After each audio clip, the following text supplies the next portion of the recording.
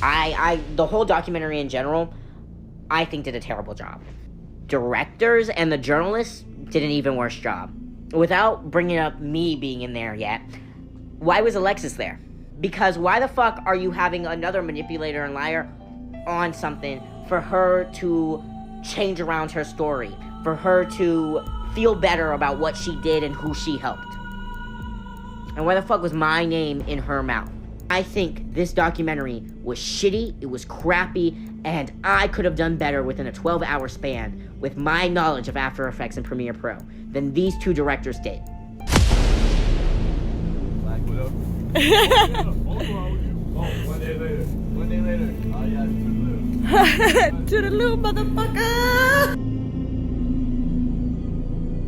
I don't know Wade personally, but from watching his case, I believe he is 100% innocent.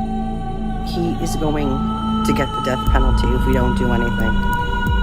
Signed by a vote of 9-3 that Wade Wilson should be sentenced to death. We need to free him now.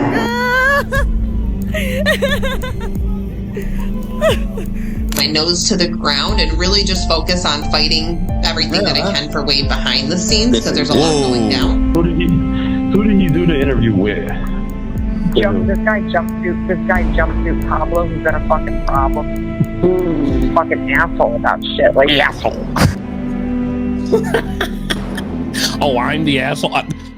I've killed 0 people. So I got back in the car, and that's when he started strangling me. And when I heard that that's how he killed those women, I was like, this is like his MO. This is what he does. Christine and I have been friends since we were in high school. Where did the two of you meet? In Illinois, where we grew up. No, she always had everybody's back. She just had that personality that was really magnifying. She had this really loud laugh that you could hear it like a mile away. State your full name. My name is Wade Stephen Wilson. Hey. Something important needs to be addressed, especially with everything coming out right now around the Wade Wilson case. The son of Diane Ruiz has spoken out, saying the Paramount documentary failed to properly represent the victims, and at the same time, there are serious questions about how certain people close to Wade were portrayed. Alexis Alley publicly claimed she stopped communicating with Wade for moral reasons, but that narrative doesn't line up with what has since come out. Messages that surfaced after the trial show Alexis still expressing love and emotional attachment to Wade well beyond the point she claimed to have cut ties. According to those communications, the relationship didn't end because of some sudden realization or moral stand. It ended over conflicts involving other women and Alexis wanting full control, including disputes over Wade's trial suits that she wanted possession of. That context matters because when documentaries repeat claims without fully vetting them, it shapes public perception in a way that isn't accurate.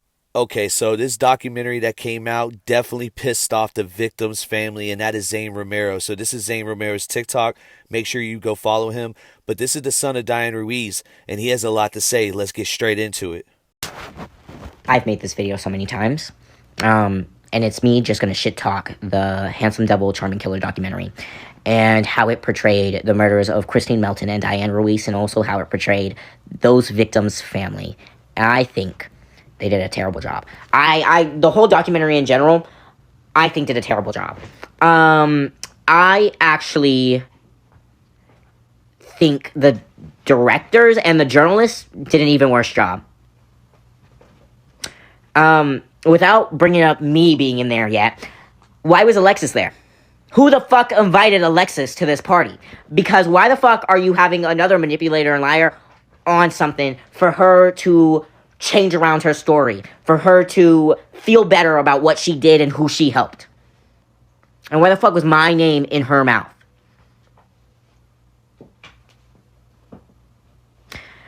I don't care what kind of bullshit she wanted to say on that documentary. I don't care what kind of shit was on there. But since day one, since the first day my mother went missing, it has been national headlines from the beginning. Maybe not national, but I know it's been headlining in Florida for forever. And if you searched up little serial killer's name, you could have found all the information you needed right there and then. With all the evidence, with everything he has said himself. And you believed him?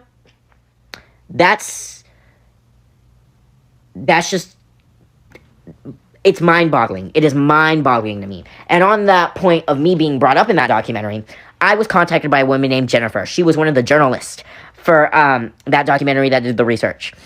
And I also know Brian was one of the directors' names. This is to them only because they're the only two names I have even considered to remember. Fuck you guys. Fuck you guys. Fuck you guys. Fuck you guys. F-U-C-K all day. Because I think it is disrespectful for a victim's family member to sit there and beg you to take their victim impact statement down from a documentary that is going to be put on a platform with millions. And to also use it in their trailer to evoke emotion and feeling. When I asked and I begged to be removed, they basically told me no. They told me they have they want to give me condolences. They want to say they're so sorry and it must be such a hard time for me and what I'm going through, but they couldn't remove me. And that shit pissed me off. And also, a day later when I asked, hey, can you not remove it? Can I get any compensation? They, again, said no. That didn't piss me off as much because, again, I did research. I knew I wasn't going to get any compensation because it was in a courtroom and it was law and it's whatever, public, blah, blah, blah, blah, blah. The reason why I'm even more pissed about it now, days after watching the documentary, is I've been sitting in bed and I've been depressed, whatever, call it a day, reflecting of everything I could have done to stop this from happening.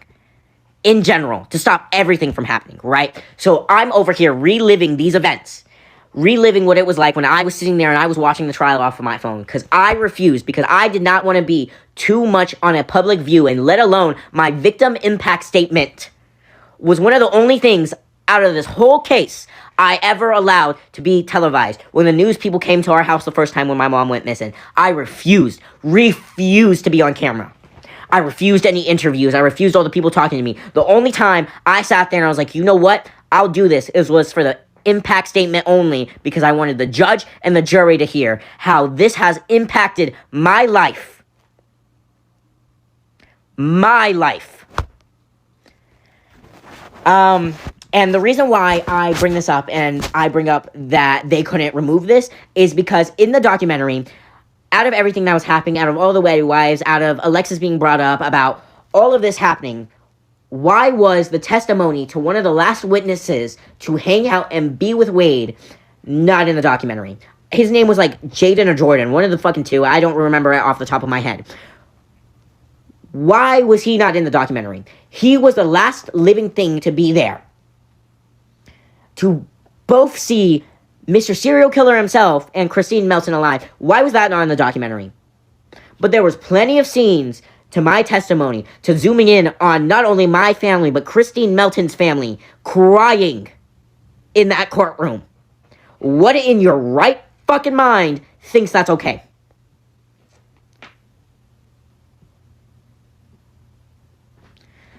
Anywho, before I make this too long and before I start going on a whole rant, the last thing I gotta say is I also don't think they went long enough explaining Mr. Serial Killer's incident reports. How he tried to escape jail when he first got arrested. About everything that has happened in his past. I think they should have went on about how this is a trend. I think they should have brought up more statistics. I think there should have been a lot more facts than feelings in this documentary. Maybe that's my opinion. Some people may think it's different, but just know, me, myself, and I think this documentary was shitty, it was crappy, and I could have done better within a 12-hour span with my knowledge of After Effects and Premiere Pro than these two directors did. The lack of respect, the lack of research. I understand there's 20,000 things that go on, but in my opinion, I don't think anything, I don't think they should have spent more than maybe 5-10 minutes on speaking about the Wade wives. Not a whole fucking episode. And not only to have one of the wives themselves have a fucking interview trying to protect her image. Anywho, that's the end of my rant. That is the end of this. And that will be the last time I am speaking on this topic. But I cannot continue any longer without sitting here and letting people know that I think the documentary was terrible. I think it could have been done better. I think there could have been better things. And I think that true crime, in general, after somebody who used to be a big true crime person, just to make me feel better about this situation being so unreal and needing things to fill me in to make sure I'm not the only one experiencing unreal events in life, I have now realized that it is an unethical thing to do.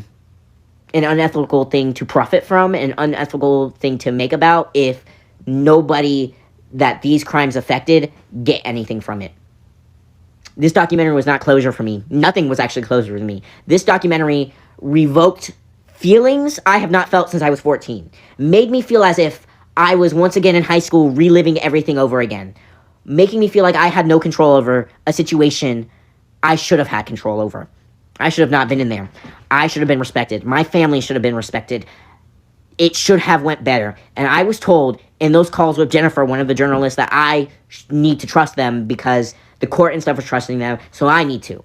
And after being told that, and also after being told that I should just go and reopen the GoFundMe if I really want money, really pisses me off and really put into perspective how this documentary was going to be taken and how this documentary was going to be fulfilled before I even watched it. And I should have known that. I should have known. But I digress. And that's all I have to say.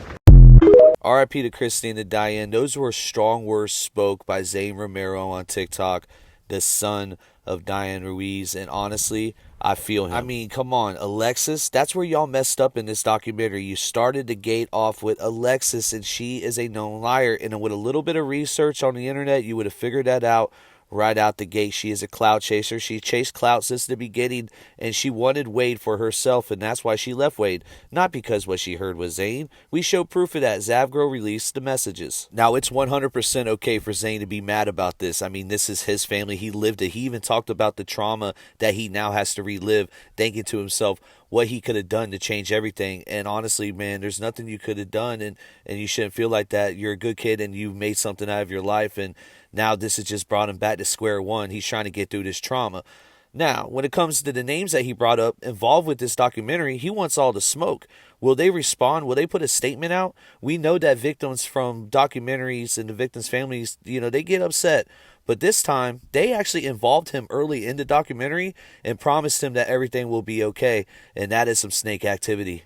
Now, all you Wade wives got Wade Wilson up to over $100,000 in donation, and some of you have flip-flopped. Now, the ones that flip-flopped to make everything right, and I'd never put donation GoFundMes up on our channel, but this one means a lot to me, and honestly, he deserves every penny, and I seen that he has it on his TikTok.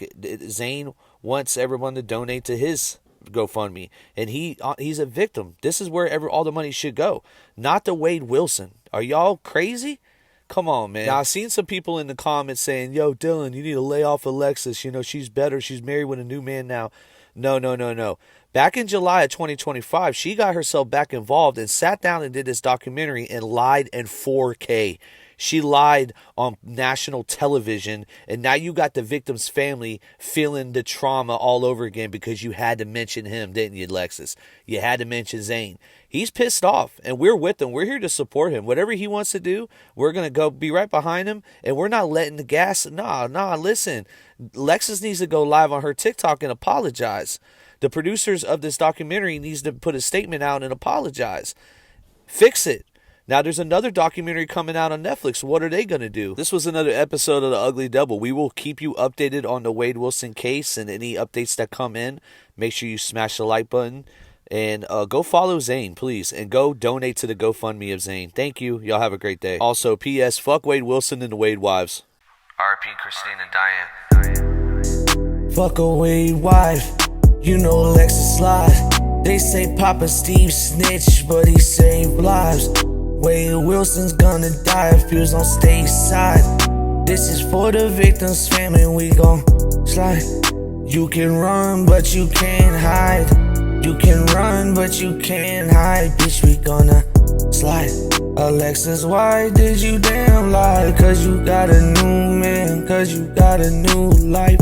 I heard you got paid, Alexis, I bet you that is nice. I heard you got that Wade tattoo on your ass twice. This bitch just tried to fuck, man, she even asked twice. I didn't hit that shit, I heard your pubic hair got lice. She got that commissary money that she gave to Wade. She got it back through the documentary, she got paid. And it's a fucking shame, I'ma do this shit for Zane. Yeah, it's a fucking shame, he lives through it every day.